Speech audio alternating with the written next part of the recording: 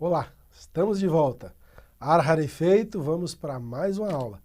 Dessa vez nós vamos estudar os modelos de negócio dos blockmasters. Vamos entender um pouco como a indústria se comporta e como que ela ganha dinheiro.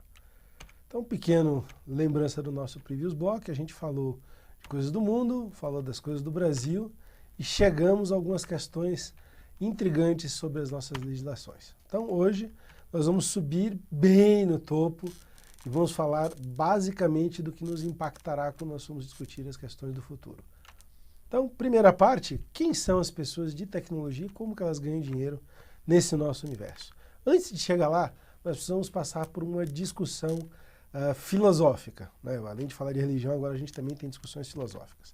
E aí, se a gente lembrar do questionamento da parte de valorização financeira dos tokens, essa valorização tem um ponto muito nevrálgico entre quem cria e quem se apropria do valor listado nas exchanges. Então, se a gente lembrar que a plataforma principal, onde tem várias aplicações, ela tem uma tendência a se valorizar mais do que as aplicações em si, e ao mesmo tempo, quanto mais aplicações ela tiver, mais valiosa ela fica, a gente passa a entender o que é essa tal dessa disputa sobre o FET Protocol. O FET Protocol é uma teoria que veio do pessoal de mercado de capitais que analisou o fenômeno da web e falou, olha, na web, tudo que era tecnologia ficava lá embaixo e realmente foi desenvolvida pelos militares durante muito tempo e não tinha tanta importância. Já as aplicações é onde veio o dinheiro. Então, quando a gente olha aplicações da web, mesmo as aplicações mobile hoje, a gente entende um pouco esse raciocínio. Quando veio para o mundo blockchain, a coisa se inverteu. Como ainda não temos muitas aplicações, e até hoje a tese está em comprovação, e ao mesmo tempo, quando a gente fazia um protocolo, esta plataforma tinha um token, e o token era listado e valia dinheiro nas bolsas, o protocolo passou a ser uma das coisas mais importantes. E essa tese é chamada tese do protocolo gordinho, né? E aí, o pessoal falou, vamos estressar um pouco mais essa questão. Se eu for discutir a questão do FET Protocol, as aplicações são indiferentes e aí eu vou investir nos protocolos. Como a gente viu, isso é o que aconteceu em 2017 e em 2018. Quando o pessoal fala, não, as aplicações é que vão ter a diferença. Quando existirem grandes aplicações, a gente vai ter um valor, portanto, invista nas aplicações. Essa tese ainda não foi testada. A mais nova é o que fala da wallet, ou seja, quando as wallets, as partes das aplicações que detêm os tokens e que são as partes transacionais se desenvolverem, aí nós teremos uma grande apropriação. Quando você olha para isso aqui, essa pirâmide está invertida. Este cara é o protocolo base, o tecnólogo, este aqui é o cara de aplicações mesmo, mas este cara aqui é o cara que, na teoria, faz interface com o cliente. E é o cara que tem a nossa famosa usabilidade. O povo de tecnologia gosta de siglinhas, o X quer dizer usability. Isto ainda está em comprovação. Nada definido em janeiro de 2019. Dentro dessa tese, o que aconteceu? Tudo que está dentro de um protocolo pode também estar em redes adjacentes aos protocolos. E essas redes rodam em cima do mesmo token do que está aqui embaixo. E o que o pessoal fala? O token ele vai ter um pouco de valorização. Se ele tiver um pouco de valorização, os empreendedores vão querer fazer aplicações em cima daquela plataforma. E se essas aplicações valorizarem mais, trouxerem mais os usuários, então o token da plataforma vale mais. Isto aqui foi muito válido para o nosso querido amigo Ethereum durante 2017. A gente viu que o Ethereum saiu de $10 e foi para $1.500 durante 2017. E aí? E aí que essa tese ainda não foi comprovada, porque existe uma outra parte na equação, que são os mineradores. E os mineradores costumaram manipular um pouco os preços, principalmente na questão do Bitcoin. E aí vem uma outra questão envolvida nas redes transacionais. Entre o usuário final e a rede, existe uma coisa que não está no protocolo, que são as exchanges. E a gente vai falar delas daqui a pouco. E esse pessoal nas redes transacionais é quem capturou uma boa parte do dinheiro, né? E aí o que acontece? A gente continua nessa discussão de, olha, eu tenho a app, eu tenho o protocolo, os dados que os usuários usam voltam para o protocolo ou não voltam. Como é que eu valorizo isso? E por que a gente fala de dados? Porque uma plataforma, ela vale hoje quanto mais dados ela tiver dos seus clientes. É só olhar o caso do Facebook, que nada mais é do que um intermediário de captura de dados dos seus clientes e o mundo real. Quando a gente olha para isso, a gente tem duas tendências. Ou o mercado faz isso, se entra num período de maturidade e mais ou menos começa a criar aplicações, ou quem sabe para o mundo blockchain nós teremos esta tendência. Os protocolos continuarão valendo a metade do que é o valor capturado dentro da rede. E aí ninguém sabe onde isso vai dar. Mas começa a se falar de uma terceira coisa, que é os lugares onde se guardam os dados. E aí esses dados estão continuando, de acordo com a evolução daquelas versões ou gerações de blockchains que a gente fala, fragmentando-se. Por quê? Ou eles ficam externos à rede, sendo integrados, ou eles ficam num outro protocolo, como é o caso de uma plataforma chamada IPFS. Por que isso é importante nesse nível de discussão? Porque quando a gente fala de dados, a gente fala de documentos, entre outras coisas. Contratos legais, a gente fala de dados sigilosos, por exemplo, dados médicos. E tudo isso, obviamente, tem valor. Como quantificar isso é a discussão do FAT ou do Theme Protocol. E aí a gente começa a ver as diversas configurações.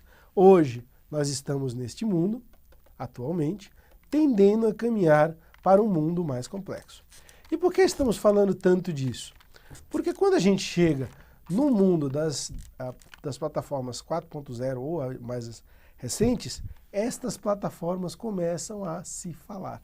Então existe uma troca de valor de um lado para outro entre plataformas que têm a função apenas de ser interplataformas, como a Cosmo que a gente já falou, ou plataformas que são apenas repositórios de aplicações, como é o caso do Ethereum hoje. Este desenho de ecossistema ainda está sendo feito e não se sabe como isso vai ser capturado. Por que a gente está falando tanto disso hoje? Porque o business de blockchain é um business tecnológico. E ele é um business que basicamente tem desde as apps que estão lá em cima até aqui embaixo os nossos queridos protocolos transacionais que a gente tanto falou nas últimas aulas.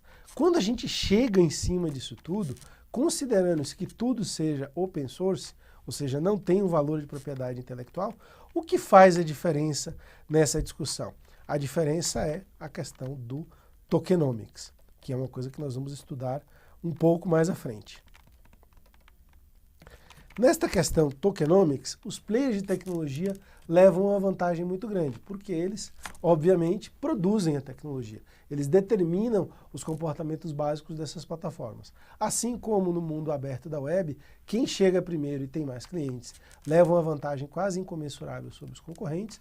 No mundo tecnológico, quem determina que componente se comporta de que jeito, ou como diria a professora Annabelle Gauer, quem determina qual padrão da plataforma será feito e qual controle que essa pessoa determina sobre esse padrão, exerce, ela determina quanto de valor ela vai apropriar. Uma história antiga, que também veio do mundo dos PCs, é a questão de quem ganhou dinheiro com o padrão IBM PC. A IBM fez esse padrão e o abriu, disponibilizou de uma maneira livre e transparente para todas as pessoas. Ou seja, ela fez um open source de hardware. No frigir dos ovos, ela não ganhou tanto valor. Quem capturou valor é quem tinha uma plataforma proprietária, que era a Microsoft, e quem fazia um chip avançado, com um pouco mais de adiantamento em relação aos concorrentes, que era a Intel. Por isso que durante os anos 90 nós vimos a parceria Windows e Intel. No mundo blockchain, essas parcerias ainda estão sendo desenhadas. Por quê? Porque o ecossistema ainda está sendo desenhado. Então nós temos aqui, desde os tokens até as plataformas de desenvolvimento, ou as tools que a gente tanto falava, que podem vir para as plataformas de terceira geração, até as aplicações propriamente ditas. E aí as apps estão daqui para frente. Esse é um mapa antigo do Josh Nussbaum, mas é muito bom porque ele literalmente nos trouxe aos players desse ecossistema, estando eles 100% dependentes das plataformas ou não. Então, quando a gente olha para esses players, a primeira parte da briga que a gente entende é quem são os protocol builders. E aí, vocês pensavam que eu ia mostrar o Vitalik Buterin. Não, esse é meu amigo Brock Pierce, isso é uma matéria que saiu ontem no jornal, né? Novamente estamos em janeiro de 2019, e o Brock Pierce, além de ter sido ator mirim, é o senhor todo-poderoso do mundo EOS. Lembra que na outra aula a gente falou que o EOS chegou a valer 18 bilhões? Então, em janeiro de 2019, o EOS é uma das plataformas de terceira geração que está disputando o espaço de maior player de aplicativos junto com o mundo Ethereum. Por que ele disputa o espaço de ser o maior player de aplicativos? Se a gente pensar aqui numa plataforma, ela vai se comportar de uma maneira análoga a tudo que acontecer em relação à sua utilização. Então, quanto mais utilização ela tenha em aplicativos de primeira instância ou aplicativos de segunda instância, né, os primeiros estão nessa linha, os terceiros estão aqui e os quartos estão aqui, ela vai ter uma valorização do seu token. E com 18 bilhões, ou 10 bilhões, ou 5 bilhões, ou o que seja no bolso, é muito fácil você fomentar o ecossistema. Então, o crescimento do número de aplicativos que um Platform Builder pode fazer, ou que um Protocol Builder pode fazer, depende muito de como foi feita a sua capitalização. A Ethereum, como uma plataforma de segunda geração, ela dependeu da religiosidade, ou seja, da boa vontade dos seus developers e da sua comunidade. E ela se alavancou em cima da questão dos ICOs. Então, muita coisa foi desenvolvida, como a gente explicou antes, porque o Ether valorizava, se fazia um ICO, se ganhava dinheiro em relação a capturar Ethers para o seu próprio ICO, e depois as tesourarias faziam disso cash. Quando você já arranca com muito dinheiro, quando você já sai para o mercado com uma grande quantidade de capital, você tem, obviamente, uma vantagem maior. E aí, a parte do leão fica com os Protocol Builders. Por isso que nós estamos aqui com o nosso querido amigo Brock Pierce posando como o senhor da selva lá no New York Times. A segunda parte da briga são os validadores ou os mineradores. Esse é o meu amigo Jihan Hu. O Jihan é o dono da Bitmain. A Bitmain é literalmente a maior mineradora BTC do mundo. Então, a Bitmain, ela fazia não só as máquinas, como ela tinha as grandes redes de mineração na China. E chegou a ser avaliada em quase 20 bilhões de dólares. Eles planejavam fazer um IPO no ano passado, IPO tradicional, e não fizeram por causa da queda de mercado. Mas, quando você olha para a lucratividade, no começo do ano, essas empresas chegaram a ter lucros de 86%. Ou seja, isso é um lucro absurdamente grande, né? E aí o que aconteceu? Essa é uma matéria que saiu hoje, 11 de fevereiro de 2019, na The Economist, e eles apontam que o preço caiu e o custo de energia subiu. Então esta equação não fecha mais para os nossos amigos mineradores. E aí entram os nossos players de infraestrutura. Como a gente viu antes, né, a gente fala muito dos players de chips, NVIDIA, AMD, Intel, Samsung, o pessoal de hardware e tudo mais, e a gente entende que o crescimento que eles vinham tendo também foi abalado pela queda de mercado, né? E assim a gente vai se movimentando durante os players. Um segmento que ficou também bastante abalado foram as dev houses, ou os integradores. E aí nós temos a Consensys. Se vocês lembrarem da foto lá dos fundadores do Ethereum, o Joey Lublin é um dos fundadores do Ethereum e ele é o fundador da Consensys. Quando vocês lembrarem que o Ethereum saiu com 6 milhões de tokens, o Joey basicamente tinha dinheiro para bancar uma grande integradora. Então, além de fazer uma integração, ele fez várias empresas de produto, né? Ele trabalhou com uma incubadora de startup, ele fez vários componentes de desenvolvimento ao redor da plataforma Ethereum, fez vários componentes de developers, inclusive o Truffle, que é um protocolo muito famoso entre todos os desenvolvedores, e aí ele conseguiu ligar-se a várias entidades. Por exemplo, dentro do Consensys Labs, ele conseguiu fazer várias pesquisas de desenvolvimento, criou um evento chamado Summit e começou a trabalhar em relação a governos, principalmente a Dubai, sobre como ele poderia fazer essa integração. E aí, na questão das DLTs, as grandes empresas de tecnologia passaram a fazer parte do jogo. Então, empresas como Oracle, Amazon começaram a prover suas plataformas de tecnologia para este mundo. Até aqui, o que nós estamos falando? Que os players de tecnologia têm um papel fundamental, e são players geralmente de infraestrutura, na construção do ecossistema. E por que a gente fala isso? Porque, em termos de negócio de tecnologia, é a primeira vez que você consegue fazer dinheiro para o teu business antes de fazer clientes. Então, isso foi uma coisa muito rara que o mercado de cripto trouxe para nós. Nesse pessoal aqui, eles precisam literalmente de receita. Eles precisam de clientes usando as nuvens, precisam de clientes corporativos usando as suas plataformas. Mas no caso das DEPs, não. Essas DEPs que estão aqui, que são o topo do protocolo, elas literalmente fizeram através do ICO seu próprio dinheiro. E dinheiro em caixa. Sim, aqueles bilhões que a gente viu arrecadado em ICO também foram para algumas dessas DEPs. E quando a gente entra nisso, hoje nós temos um universo de mais ou menos 2.500 aplicações, que se a gente comparar com a Apple Store é muito pouco. Mas se a gente comparar com o tempo que existe do mundo blockchain, é aplicação pra caramba. E se a gente entender que algumas delas, como Storage, como Steemit, e como o próprio BAT, que é o Basic Attention Token, fizeram seus próprios ICOs, esse mercado ainda está sem receita. Ele ainda é um mercado muito júnior, mas ele já nasceu com gordura bastante para queimar durante o seu período de formação.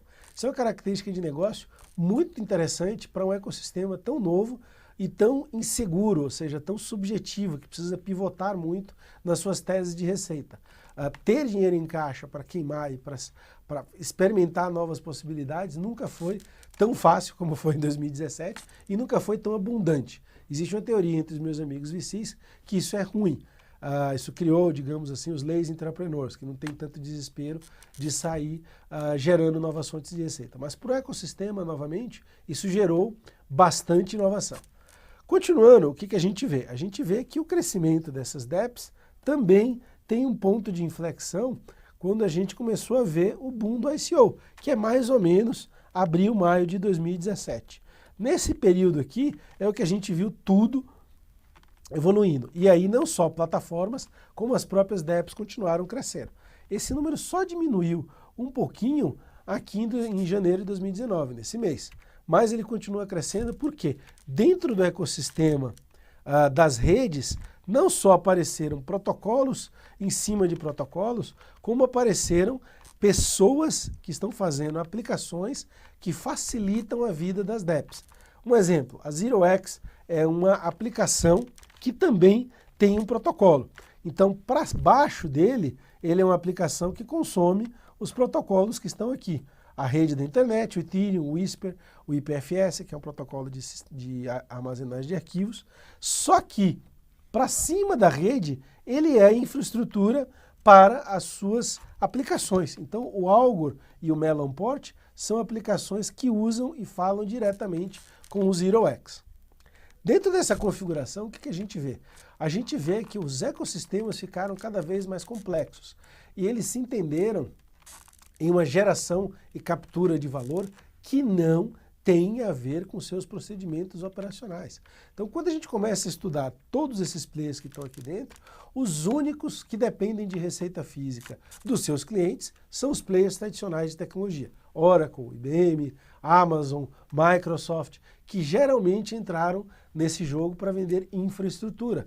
Quando a gente olha as ofertas da Amazon, as ofertas da Microsoft e as ofertas da IBM, eles são basicamente players de dizer, olha, eu tenho aqui a minha estrutura de nuvem e em cima dela você pode rodar todo e qualquer lab que você queira para o mundo blockchain. No caso da IBM, mais especificamente, como ela tem já esse vínculo com o mercado empresarial e ela foi uma das primeiras a apostar nas tecnologias fechadas, ela acabou fazendo um número imenso de provas de conceito, como a gente chama, ou seja, testes, indo ao campo, rodando alguns projetos pequenos e alguns projetos pilotos com seus clientes para provar e validar a sua tese. No caso dessas plataformas novas, por exemplo, a Melonport, que é uma plataforma para gestão de fundo que ainda está em formação, e o Algor, que é um mercado de apostas e predição que ainda está em formação, eles dependem do preço do Ethereum, que dependem do preço do ZeroX, que dependem do próprio preço dos tokens deles. Então, tudo isso aqui acaba vinculado ao tokenomics, ao preço dos seus tokens. E essa é a dinâmica do mercado nascente. Como a gente viu no episódio falando sobre os Hype Finance, esta bolha já explodiu. Janeiro de 2019, fazer uma coisa dessa não está mais tão simples. Mas ainda existem modelos de negócio que estão sendo desenvolvidos, explorados e maturados em relação a esses players. Daqui a pouquinho a gente volta para falar justamente sobre o mercado financeiro que viabiliza sobre isso. Até já!